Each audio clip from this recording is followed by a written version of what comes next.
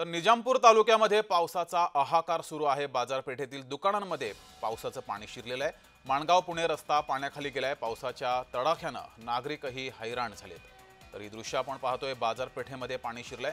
निजामपूर बाजारपेठेत हे पाणी शिरले, मोठं नुकसान व्यापाऱ्यांचं झालंय। अधिक माहिती घेऊया, आपले प्रतिनिधी अजेश आपल्या सोबत आहेत। अजेश, जगदीश, पाहायला गेलो तर तामानी घाटात जो आहे तो जोरदार पाऊस सुरू आहे आणि त्यामुळे तिथून वाहणारे जे ओढे आहेत ते तुडुंब भरून वाहत आणि परिणामी ते तुडुंब वाहत असल्यामुळे पूर्णपणे निजामपूर परिसरातील बाजारपेठ आहे त्या ठिकाणी जर पाहायला गेलो तर 3 ते 4 फुटा एवढं पाणी जे आहे ते दुकानात शिरलेलं आहे। प्रचंड नुकसान दुकानदाराचं झालेलं आहे।